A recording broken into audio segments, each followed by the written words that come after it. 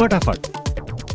তৃতীয়বার সরকার গঠনের রণকৌশল নিয়ে বৈঠকে এনডিএকে সমর্থনপত্র দিলেন নীতিশ কুমার চন্দ্রবাবু নাইডু।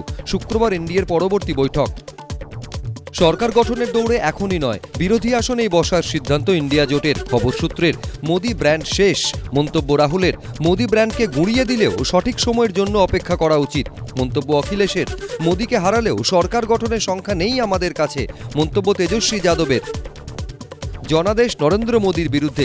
এটা শুধু রাজনৈতিক পরাজয় নয়, নৈতিক হারও। সম মনোভাবাপন্ন দলগুলির জন্য দরজা খোলা। সরকার গড়ার দৌড়ে থেকেই ইন্ডিয়া জোটের বৈঠকে ঘোষণা সোনিয়া গান্ধীর। রাহুল গান্ধী যদি বিরোধী জোটের প্রধানমন্ত্রী মুখ হতে রাজি থাকেন তাহলে তাদের কোনো আপত্তি নেই, জানালেন শিবসেনা উদ্ধব গোষ্ঠীর নেতা সঞ্জয় রাউত।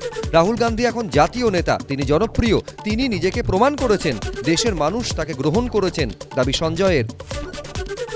ফলের ধাক্কায় বড় পট পরিবর্তনের পথে মহারাষ্ট্র। হারের দায় নিয়ে উপমুখ্যমন্ত্রীর পদ ছাড়লেন দেবেন্দ্র ফডনবিস। ভোটে বিজেপি শিন্ডে শিবসেনা জোটকে জোর ধাক্কা ইন্ডিয়া জোটের। নিউটাউনের বিবেকানন্দ পল্লীতে বিজেপি কর্মীর বাড়ি ভাঙচুরের অভিযোগ উঠল তৃণমূলের বিরুদ্ধে। বেশ কয়েকজন মত্ত অবস্থায় চড়াও হয়ে লাঠি ও পাথর নিয়ে হামলা চালায় বলে অভিযোগ অস্বীকার তৃণমূলের।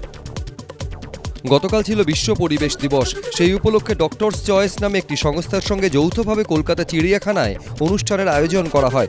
এই অনুষ্ঠানে আলিপুর চিড়িয়াখানার 10টি পশুকে দত্তক নিল এই সংস্থা। উপস্থিত ছিলেন রাজ্যের বনমন্ত্রী বীরবাহা হাঁসদা। বড় জয়, চমৎকার টি20 বিশ্বকাপে অভিযান শুরু ভারতের। বোলারদের দাপট, ক্যাপ্টেন রোহিত, ঋষভ পান্থের ব্যাটিং তাণ্ডবে আয়ারল্যান্ডকে 46 বল বাকি থাকতে 8 উইকেটে দুর্মুষ করল ভারত।